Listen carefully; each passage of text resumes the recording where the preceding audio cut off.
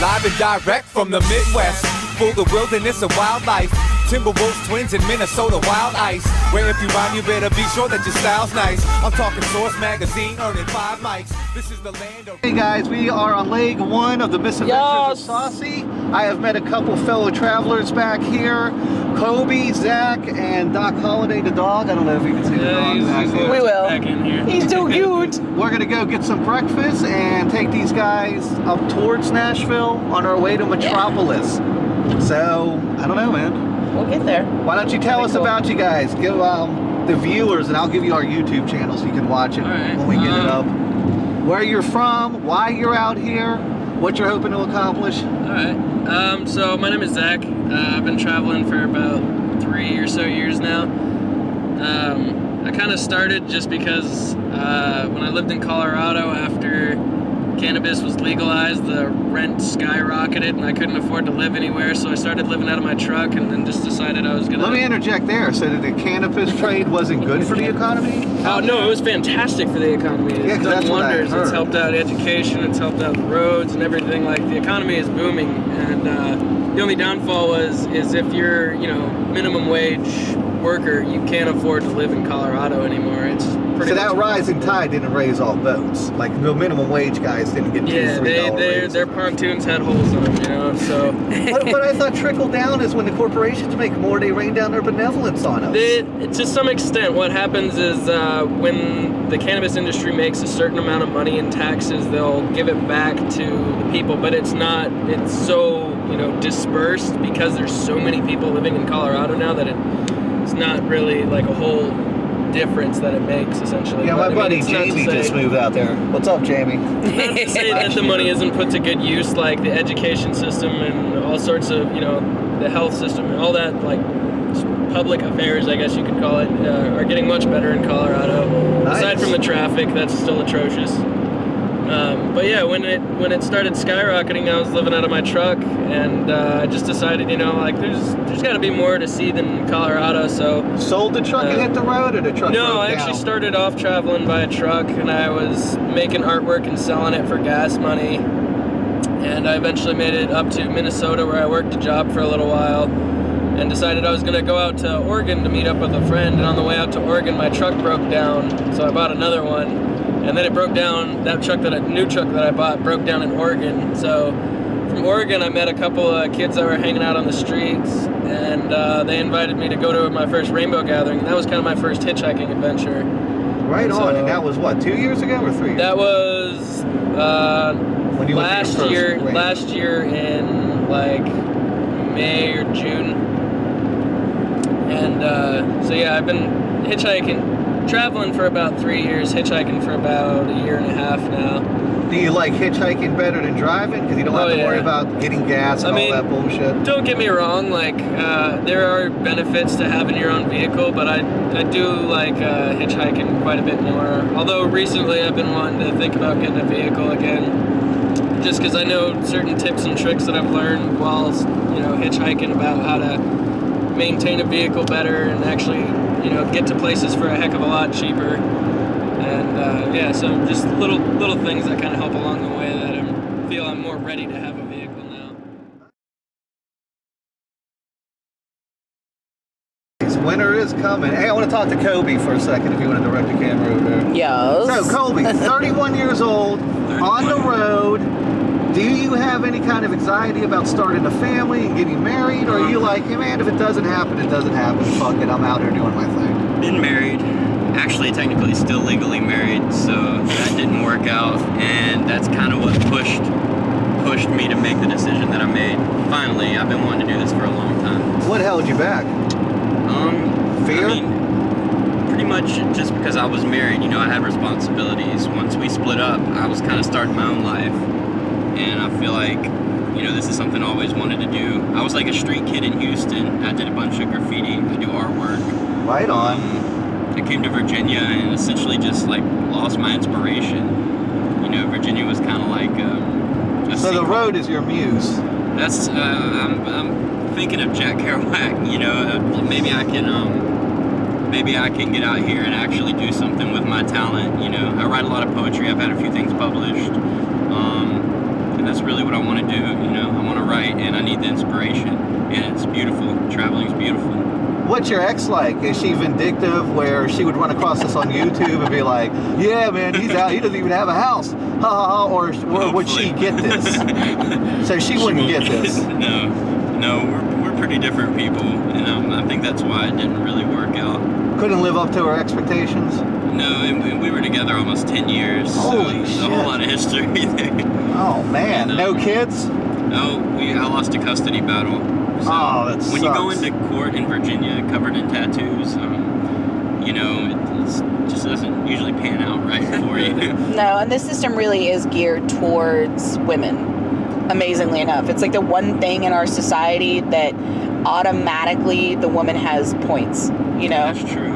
It's That's really true. weird. Oh, yeah, I went through that. It took me 3 years, I think 3 different lawyers and thousands of dollars to get custody of my daughter, and my ex wanted me to have custody, and the court still didn't want to give it to me. Oh, And this wow. is in Tennessee. I mean, it is very hard for a man to get custody, so I empathize with you. Like, it's fucking insane It's what it absolutely- takes for a man to get custody. And it's expensive, and I just didn't have the funding to do that. I still have debt from college. So you have a son or a daughter? I have 2 sons and 2 daughters. Oh. And they're ranging from what ages? They're ranging from 7 months to 8 years old. And is there anything you want to say to your kids while you're out here on the road? They know that I love them to death, and I'll do anything I can do to get back to them and get them back when the time comes. Do you get to see them or even talk to them at all? Or is the ex pretty bitter? She's pretty bitter. You know, she got a new boyfriend, pretty much. I mean, that's what ended the relationship, so, yeah. Is the new boyfriend like the polar opposite of you? Pretty much. He's like Wow. a country boy type guy. Oh, boy. it's definitely not Feel me. your pain. Wow. Yes. Such great stories, man. Like, all right. I think that's enough. I don't want to grill these guys too much. We'll be back. Don't listen to him. He will. Okay, go. All right, we're on the second leg of the first leg of whatever. Let's cut to these guys back here because I want to ask them some questions. Oh, boy. All right. What is the, I would say, most important or most impactful thing you guys have learned since you've been on the road? I guess it just restores faith in at least a portion of humanity. Like, it gives you hope for the future. You know, there are good people out here. There's obviously bad people too, but you meet people that care and are kind. And even if you look a certain way, you know, they don't automatically judge you. So, Are people different geographically, or is everybody basically the same? Somewhat. I mean, there's subtle nuances that kind of happen geographically. You know, like you get on the southeastern part of America, and there is really like southern hospitality. People are generally nicer. But you get out to a place like California where everybody's like, oh, you know, Hollywood movie stars. And really all it is just really pretty scenery with a bunch of pretentious assholes. Like, sorry, California, but yeah, you're kind of just full of dicks. But yeah, I don't know. I think the biggest lesson that I've learned is to not overlook what people can give you. You know, like, I've met more homeless people that'll give me their last dollar before, you know, a white collar worker will even give me 50 cents. And it means more to me when somebody, you know, would give all that they have to somebody else who would need it too. And it's, Does the road change you? In other words, if every single person was required to do 1 year hitchhiking on the road, would they come back different people, or would they just be the same people they were? And you're only out here because of the kind of people you are. I think just about everybody that would hitchhike would come back humbled. They would look at the issue of homelessness entirely different. Just the kind of stigmatisms that are related with being homeless are kind of overlooked in this country. You know, like even when it comes to things like food, you know, like we throw away so much food, and yet we demonize people that go through the garbage to get it and eat this perfectly good food. It doesn't make any sense. So I think if people were to actually take a year on the road, they'd be incredibly humbled, and they'd start to treat other people with a lot more respect. it's definitely not easy. I mean, it's not you might think, oh, you know, a lot of people that are pretentious probably drop by and say, I mean, they do literally say, get a job, you bomb or this and that. But I mean, it's not really a particularly easy life, but it's exciting. Yeah, but there's a sense of entitlement, right? There was a recent NPR article that came out, and it said, hey, it was like, if you don't want to be 60 and basically a big tub of lard, you need to go out and exercise and stay mobile, or you're not going to live long. And a lot of the response was, fuck you, I'll go eat a bucket of chicken right now. That'll teach you. Nobody tells me what to eat. Like, it was an immediate pushback of, how dare you even deign to tell me how to eat healthy? You're insulting me, just telling me I should take better care of myself. And that's just an entitlement of, I'll just buy a bucket of chicken, eat 4 pieces till I get sick, and throw the rest of it away so you can go fuck yourself. How do you overcome that narcissism? I mean, it's kind of a weird dichotomy, you know, like, people are gonna do what they do, like, it's kind of just human nature to not like being told what to do, and I don't know, there's necessarily, like, overcoming it, there's working with it, you know, I don't know. But the people you met on the road, there's people who wouldn't pick you up, so they're not learning anything, right? So if they're not learning anything, in other words, we all create these bubbles. Even I have a bubble now because all the conservative friends have unfriended me. So I don't even get to mix up ideas with conservatives anymore, because if I go on another thread and do it, I guarantee you it'll take 3 comments before it turns to libtard snowflake. So what do we do? I mean, I just had this talk with Dave from with Al Pist. I was like, you know, he has a lyric that's like, fight them in the streets, fight them in the courts, fight them with your fists, but only as a last resort. And I was like, Al, have we reached last resort time? Because Joe Biafra will say, you never succumb to violence. You know, you don't fight Nazis you don't fight hate with hate, you don't fight Nazis with violence. But then on the other side, Dave Dichter would be like, you know, you knock a fucking Nazi out. And there was Nazis, I told this to my Republican friends, a few I have left who aren't Trump supporters, but they're Republican friends. And I said, listen, dude, you don't like being tagged a racist or a fascist? Drive them out of your scene like we used to drive the Nazi skinheads out of the punk scenes in the 80s and 90s. 100% support that.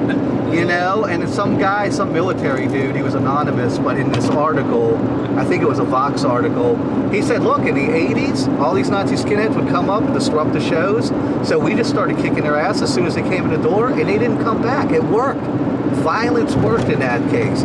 And that's kind of the Antifa model, but you know, the Black Bloc model and all that stuff. But then you go to the other side of, well, you know, if you come with a knife, they'll come with a gun. If you come with a gun, they'll come with an army of people with guns. And hate begets hate, violence begets violence. And I'm having a hard time myself figuring out which side of that line I'm supposed to be on, ideologically. Not that I'm going to go out and fight anybody at this age, but just ideology-wise, where should I be on that line? I think right now, I mean, one of the things about going on the road is I'm following my passions, and I'm a passionate anti-racist. So, you know, if people are out there becoming martyrs at these riots, I feel like I should at least be there and doing whatever I have to do. If it turns violent, then I'll fight violence with violence. There's a quote that I had heard, and I'm not sure who said it, but is it respect existence or expect resistance?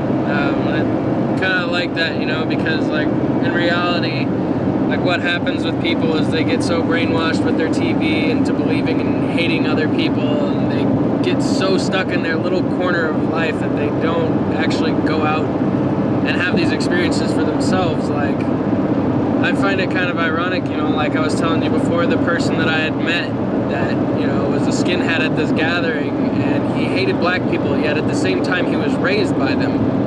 And, you know, like, it doesn't make much sense. Does that give him more credibility or less credibility to hate black people? Like, if he had never met a black person, would it be more outrageous? I think yeah, but I mean, on the same token, if, like, somebody goes out of their way to raise you when you're, you know, an entirely different skin color, you know, like,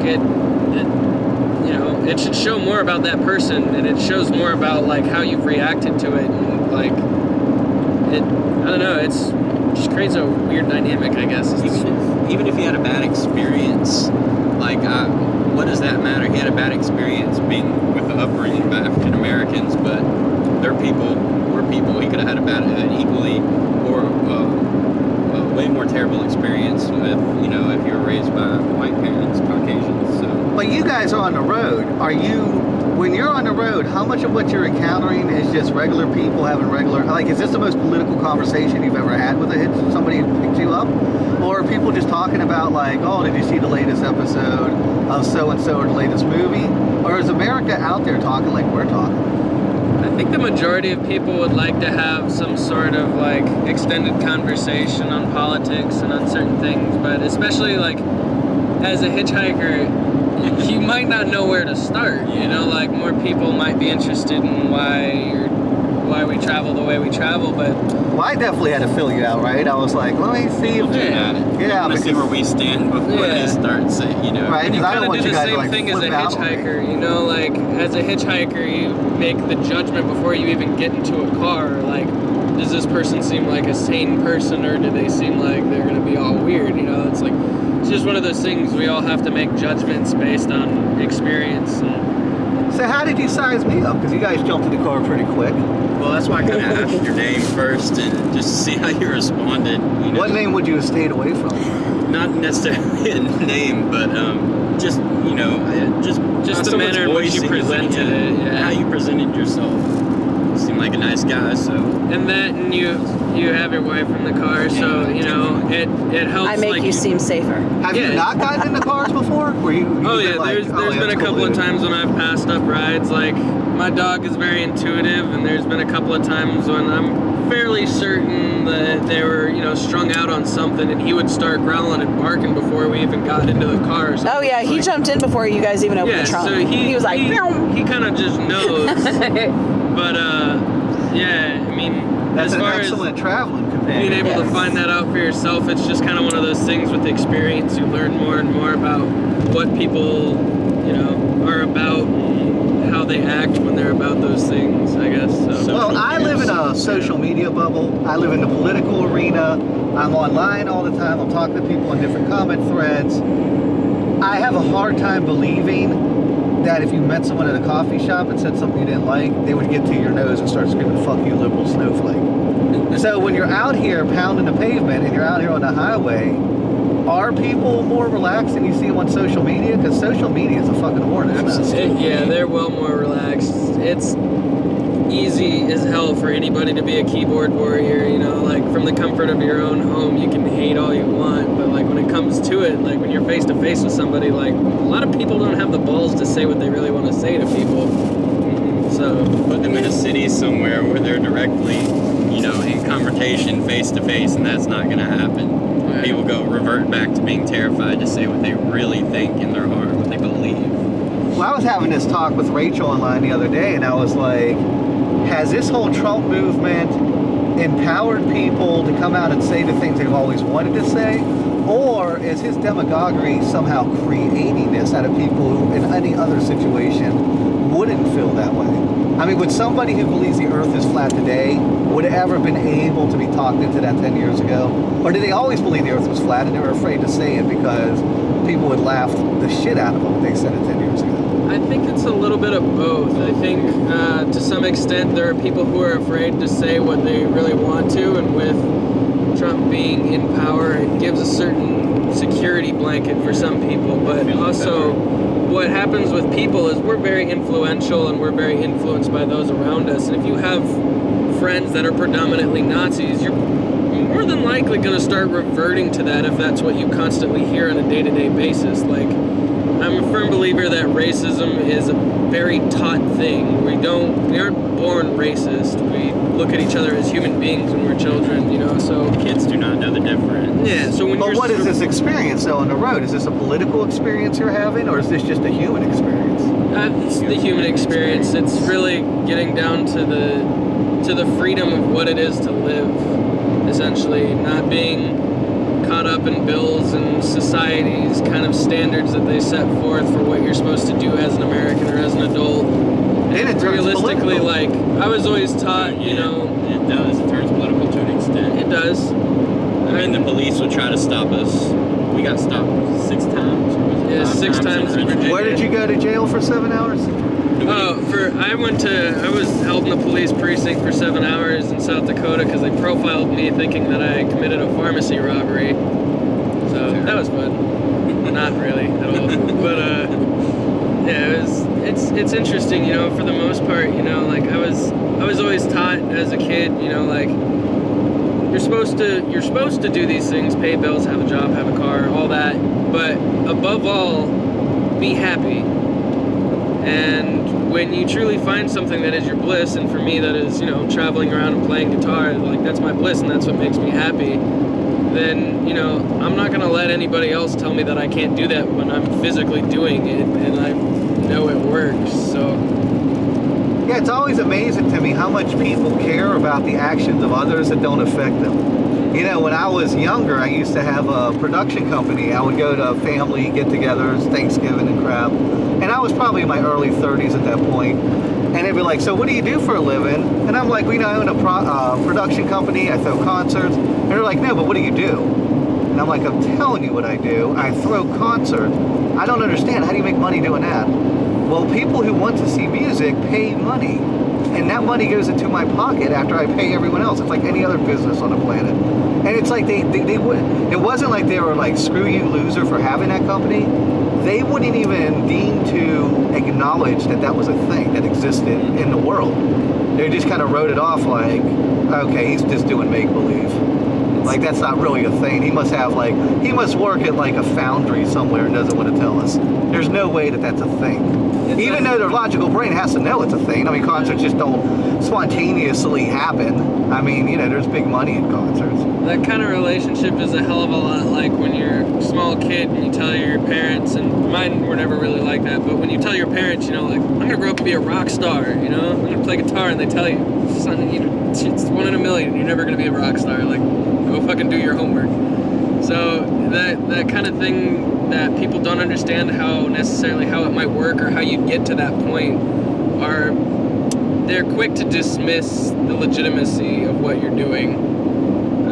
And that happens a lot with just about anything, like you said, with, you know, trying to promote and throw shows, or if it comes down to traveling, you know, like people that don't understand it don't want it to happen, even though it has no effect on their life whatsoever.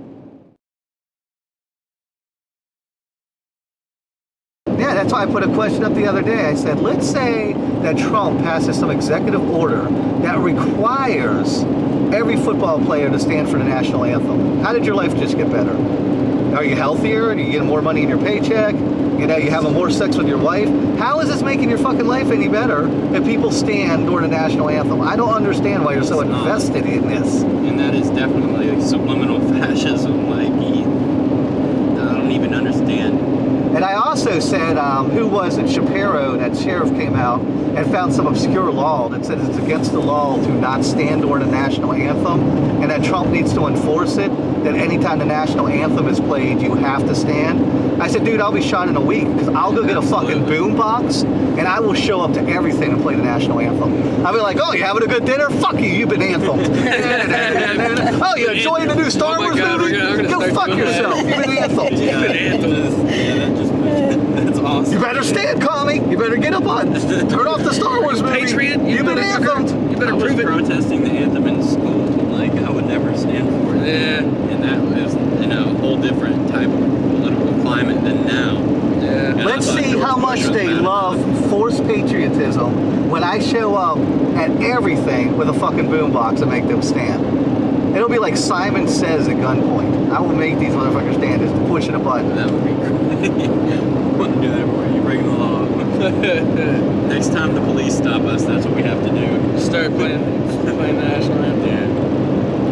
Yeah, I mean, it's ridiculous how much somebody, like, it's all fascism, right? Here's another point I always make. If my neighbor's kid was over at my house and they heard their kid came back to the house and said, Daddy, the next door neighbor doesn't like Trump. Like, he wouldn't come knock on my door and be like, fuck you, libtard, shut up. But if I was to post it on Facebook, they flip out. So it's like, they just don't want you to have a voice. They just want to shut down your free speech. Absolutely. You know, and that's what they keep telling all these actors, and they're telling the NFL players this. They're just saying, shut up. We don't want to hear it. Just let Trump, basically let Trump do anything he wants. Let him run rickshaw all over the fucking Constitution. And I always talk about his supporters more than I even talk about Trump. Just let him do it. Let's just try it for 4 years. Let's just try, like, letting him just do whatever he wants for 4 years. And so, I don't know, man. It's frustrating. And this happened before Trump, even. But it's even been amped up now.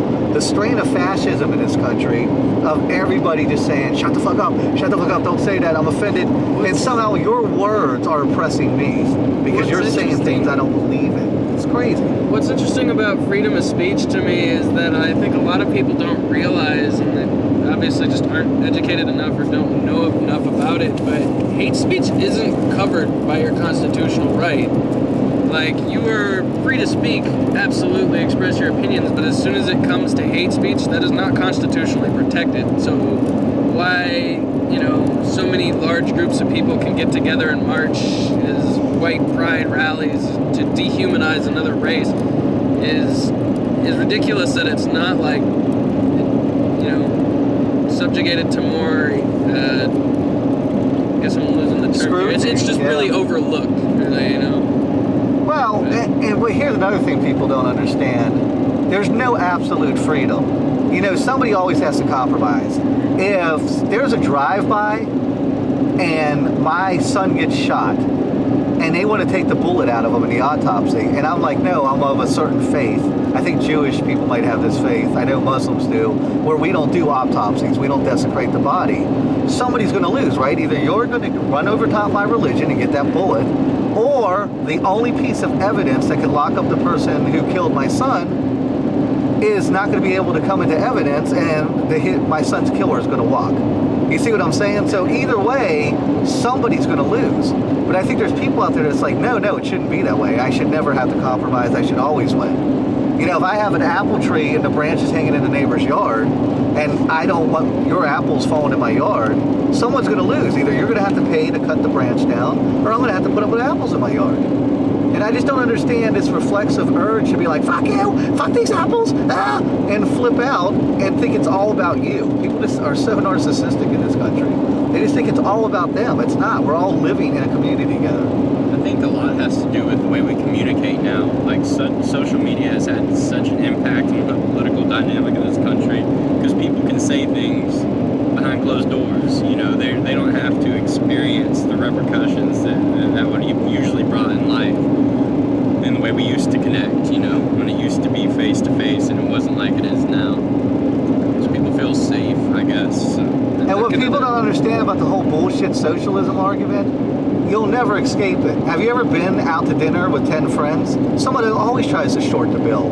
And if you didn't have any kind of government interaction, if corporations owned everything, and there was 10 families living in a fucking, like, little circle, cul-de-sac, and the roads were fucked up, and it was fucking up the suspension on your cars, and the guy went up to every door and was like, hey, listen, throw in $100 a piece, it's going to cost $1,000 to pave this road, so it doesn't fuck up the suspension on my car. If 8 families are like, cool, and one family's like, dude, I don't have a car, I don't care, and the other family's like, dude, I drive a piece of shit Chevette, I could care less, then what are you going to do? You're going to have to pay, instead of $100 a piece, $120 a piece to socially support the guy who's still using the road that you paid to have paved. How are you going to escape that reality when you get rid of the government? How are you going to escape that socialist reality once you get rid of the government paving roads? You're going to burn their house down if they don't give you fucking $100? What are you going to do? Yeah, I really don't know how to escape that argument. Yeah. That's why I've been more of, America's going to have to go through some type of tier system, democratic socialism, a Bernie Sanders type president before we're ever going to figure things out like that. We're going to have to figure out a way to make socialism work wholly. If there's a system, somebody's always going to try to game it. You can't legislate that away. In any system. There's the only system where nobody's probably trying to game it is North Korea. Because those motherfuckers are zombies. Yeah. And they probably believe that, that Kim Jong doesn't use the bathroom and he came down from sunbeams or whatever crazy shit. But outside of that, where your whole populace is zombies, where if you, like, he shot one of his top secretaries because he dozed off during one of his speeches, took him out back and had him shot. He was the only one that was educated outside of North Korea. That's the thing. You would have thought, hey, you know, he has somewhat of a chance at turning this around, and he happens to be the worst. He's the worst because he knows how easy it is to usurp power and have everybody like marching like totally in sync. And it's a whole part of that kind of narcissism argument, and I think another reason why that's so prevalent now is just a lot of it comes from how we're brought up, you know, like especially living in such a capitalist society, you know, you're kind of taught like, all right, you work for what you have and you do your best to try and make it for you, you know. So we kind of forget this communal aspect of living where when you contribute to a community, things thrive a hell of a lot better. Like you look at things like community gardens where, you know, maybe not everybody plants, you know, a certain, you know, whatever into the garden, but that doesn't mean that, you know, it's not all spread out throughout the neighborhood. Like it's just a matter of like where interests lie, you know, like you wouldn't be able to have an entire community of just doctors or things like that. I don't know. Are cultural values and politics the same thing?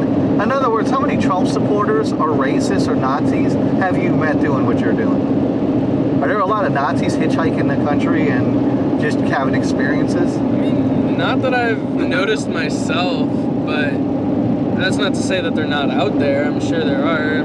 I've been picked up by plenty of Nazis, but I don't know. So it is cultural then, right? The politics comes from the culture, more than the culture comes from the politics. Well, I mean, definitely we're influenced. We're influenced as a whole by propaganda and media, which... I think culture is also really heavily influenced by geography. Yeah. If you grow up in, say, California, you're more than likely going to grow up in a very liberal environment, whereas if you grow up in Alabama, you're more than likely going to be very conservative. So it's just a matter of where you grow up with and the type of things that you settle for, I guess, and the things that you agree on morally and socially. Yeah, but I mean, with the internet, man, I mean, nobody really has an excuse. You can go out there and learn things. You don't have to just read Drudge Report. People don't want to learn things. That's the problem with the country. They don't want to learn. They generally think they know, or they just want to believe. Because it makes them feel a certain way. There's actually a Mark Twain quote, and I'm kind of paraphrasing here, but he said that if a person stays in his corner all of his life, he's never going to experience any other culture, you know, like you can be on the internet, you can research all these things, but to live it is something entirely different, you know, to live it is to experience it, is to, you know, become more in tune and like have all these different perspectives in the world and to be able to like combine those into something that's much more meaningful. So when I asked you what was the biggest thing you learned on the road, and you told me, well, you know, I kind of learned how there are still good and nice people out there, but once again, it's almost like it's in your own bubble, right? Because the people that aren't nice aren't going to pick you up, so you're not going to interact with them. So are you learning anything about the human condition out here, or are you just kind of still in the same bubble with the same type of people? A lot of people, that's not to say that nice people don't pass us by too. There's probably plenty of people that would pick us up, but they're on their way to work, they have their kid, you know. There's tons of reasons we might not get picked up. I'm sure there's tons more nice people that do pick us up, but it's just those people like the lady this morning from that truck stop, you know, she drove us up the road after she got off work, gave us literally every penny she had, and she did, those were all her tips for the night. And wow. She was just super nice, like, I mean, it's also a matter of perspective, you know, like a lot of people don't do it enough, but literally like just taking a step back and just imagining you're in somebody else's shoes, you know, like I may get mad sometimes when I'm hitchhiking and people keep passing me by, but you know, I have to stop and think, like there's got to be a reason obviously that they don't pick up hitchhikers, you know, maybe this person picked up a hitchhiker once and they started freaking out in their car, Or maybe this person just watches too much news and they hear too many horror stories about hitchhikers, or, you know, so on and so forth. So it's a matter of perspective and just kind of like stepping back and realizing everybody's got their own reasons for doing what they do. Well, I am haunted by the voices of hate mongers. And when you said your thing about the waitress who gave you her last penny, I just heard any hate monger, like any angry, miserable person who runs across this video going, why does he get a fucking job? Why is he making some hard-working American waitress give him his last dollar? What's wrong with this guy? Go out and produce. So what would you say to the mentality of, you don't even have the right to do this? I would say that she essentially told us that we were pretty much an inspiration, that this is something that she wanted to do. And I find that with the people that have been picking us up, you know, it's something that at least in the back of their head, that's something they wanted to do, and they are kind of inspired by it. And we're kind of doing it, just in a vehicle and more planned out, but we're kind of doing the same thing. So it's kind of a connection there, and I mean, obviously, no, that's not work, but hopefully I can inspire someone in some way, and, you know, get inspiration for myself from everyone that I meet and learn something new. What's kind of funny too is, you know, along with kind of when my parents told me, you know, as long as you're happy, you know, like that's really the most important thing. Another lesson that was brought in with that is, you know, you do what you love and the money will come. And yeah, I believe that too. When you're comfortable with where you're at, whether it's, you know, in a house and working a job, or if it's sleeping under a bridge, you know, like I play music and that's absolutely what I love to do. And I kind of doll it up. Like, I tell people, like, I'm a full-time traveling musician, because realistically, like, that's exactly what I am. Like, I may not get paid as much as somebody like Kanye West or anything like that, but I'm still, by definition, a professional traveling musician. And so, like, you know, as far as people, like, telling you, like, oh, you need to get a job, this, that, and the third, like, my level of comfort should have no bearing over your life whatsoever. Like, if you want me to be comfortable, that's great. That's awesome. But if I want to sleep in the dirt, that's none of your business. You know? Well, they think it's their business. They think somehow their taxes are affected by what you're doing. And a lot of people we get, too, that are talking about, you know, paying taxes, this, that, and the third, is just kind of funny. Like, so when it comes to things like food stamps, like, I have a lot of people on my Facebook that use food stamps, and then I also have another section of people that are like, well, if you're on food stamps, you're lazy, this, that, and the third. And I just kind of think about it, you know, like, as a whole, as tax-paying citizens, you pay less than 2 cents a month for food stamps, whereas the military budget, you're spending upwards of $3 a day. If we were to stop paying for a military budget for upwards of 4 days, everyone in this entire country would have $500 a month for food stamps for the next 5 years. Yep. And so it's just kind of one of those things where, like, a lot of people don't recognize, like, how much excess is spent in other places and how much it could be utilized in more effective places.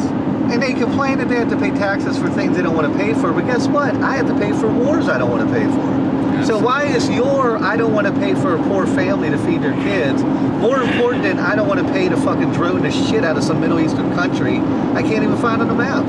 Why is what you want more important than what I want? Are we all on the same team here? I don't understand.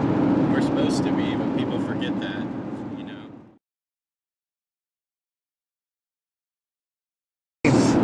What's the worst things that have happened? What's the longest you guys have ever gone without a meal on the road? Longest you ever gone without a meal was probably when I was on a train for 26 hours. Me and my friend really stupidly only brought a bottle of water, and we didn't expect the train to be so low priority, and it stopped like random spots out in the middle of nowhere, so there was no place for us to really get off and just walk away. So we were on there for about 26 hours, and then after that, we sat at a gas station for another, I don't know, 5 or 6 hours before we managed to make it to a Golden Corral to stuff our faces. Wow. What about you, Colby? Longest you've gone without a meal? About 24 hours yesterday. Or we just about close to it. We had breakfast, I think, didn't we? No, we didn't eat it. Oh yeah, no, we just had coffee. Yeah. The security guard actually kicked us out of a truck stop, and then he was like, but I'm going to buy y'all a couple hot dogs and some chips. So Yeah, but you get to the point where you only eat as much as you need, because now I can eat just a little bit and I'm really full. So I kind of, appreciate it more. You don't like to waste anything. Like, we don't waste anything. Yeah, if we don't eat it, it's coming with us. Right. How often, or have you ever got close to just saying, you know what, I'm just gonna ask my parents for a bus ticket home, fuck this? Actually, it happens from time to time. Like, there's been times when I got stuck out in California, and it's really hard to get stuck in California because it's really easy to hitch there. But I was just really sick of either pretentious people or drug addicts. I just didn't want to deal with it, so I was like, Mom, can you just buy me a bus ticket? Like, I just don't want to even deal with people right now. Those dire moments, I guess. That's a good point. What do you guys do when you get sick on the road? Like when you get strep throat? I've yet to come down with any serious illness, but surprisingly enough, I think my immune system's far better being on the road than it was ever actually housed up. So, but being that it's probably not the cleanest, I don't imagine it affects our immune system. Traveling around, geographically, there's different, ailments, diseases, whatever, and other parts of the country. So being that we're, so well traveled, you kind of get to build that up in different ways. A smallpox blanket couldn't take you out at this point, right? Oh god. This thumb's dislocated though. Yeah. Messed up my thumb, and that's not an easy thing, because being on the road when you're being on the road when you actually get physically hurt instead of sick, you're pretty much left with, okay, I gotta go to the ER, and of course, when you look like I do, people automatically assume, hey, you probably have an opiate addiction, when in reality I've never taken opiates in my life. And, so it's really hard for me to be able to actually take care of certain things like that. Like, I had this dislocated thumb and we went to the ER. You could feel my thumb physically moving around, and the doctor was like, no, it's just some sprained tendons, you'll be fine, it'll heal up in a couple of weeks. And I was just kind of dumbfounded, I was like, well, shit, that's like really all you're gonna do, like, I'm in an incredible amount of pain. And so eventually a guy that we got a ride with, he was an army medic for 20-some years, and the second he touched my thumb, he was like, oh, that's dislocated. That's like really dislocated. Wow. And I was just kind of like baffled. I was like, man, this guy who gets paid to be a doctor and help people was more invested into trying to make a dime off of somebody that when he knows somebody doesn't have it, he's just like, okay, cool, you're good, just go out back onto the street. But, so what's it like caring for an animal? Has Doc Holliday ever gotten away from you, gotten lost, attacked anybody? No, he's really loyal and he's a sweetheart. Like, really, it's really rewarding actually to have a dog, and in a lot of ways, like, there's times when, being on the road isn't always sunshine and rainbows. Sometimes you get stuck out in the rain and you get kind of depressed, and, having a dog with you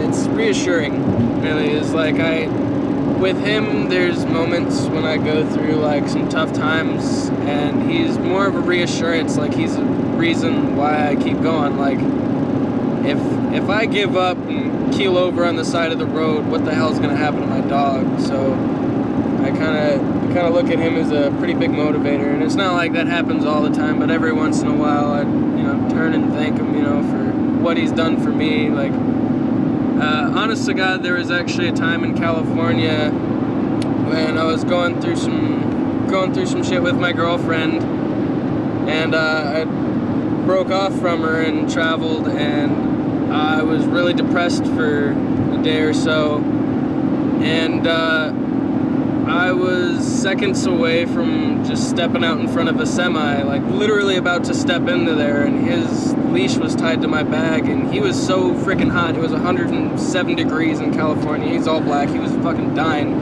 So the one piece of shade he manages to go and find, he pulls me back seconds before I'm about to fall into a truck. Wow, that is fucking intense. So really, like, he saved my life in more ways than just also physically saving my life.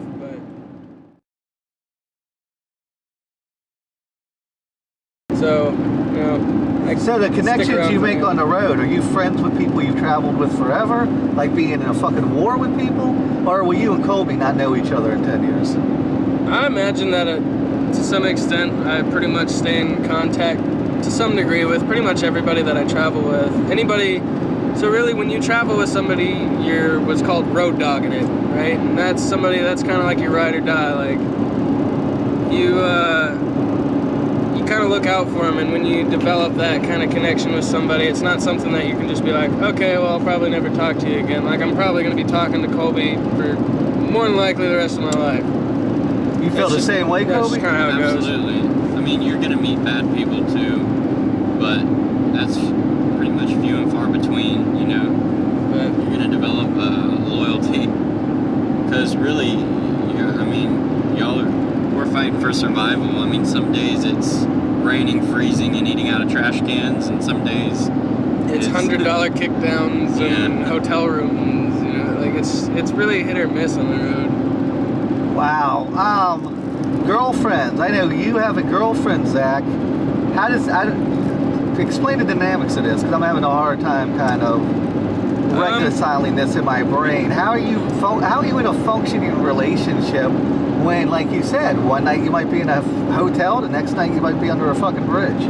The nice part is traveling with somebody that likes to travel like that. You don't really have to worry about it too much. You take the good with the bad, and when the good is good, it's great. And when the bad is bad, it can always get better.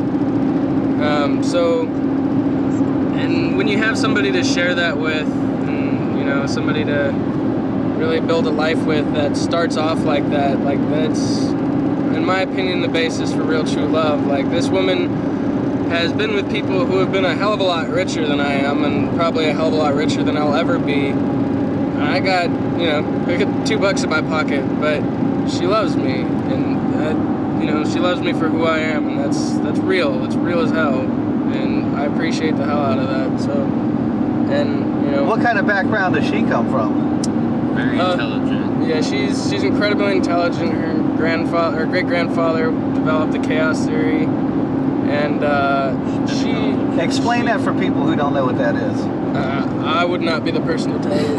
Essentially, the universe and everything breaks down to. Physicists used to think that everything was ordered in some way, but at a fundamental level, everything is chaotic. That's why weather patterns and things can't really be predicted, because chaos rules at a basic level in nature. Which, that's about as good as I can explain it, and I've read the book that her grandfather wrote. It's bad. You'd figure that the guy who's dating, the descendant of chaos theory creation should know a little bit more about it, but... So, once again, I hear the haters in my head going, how come he gets this smart girlfriend who probably comes from money and this great lineage, and, like, I can't even get laid today? Like, how is this relationship working when you, like you just said, she could probably go out right now and find somebody richer, find somebody... It's about who you are as a person.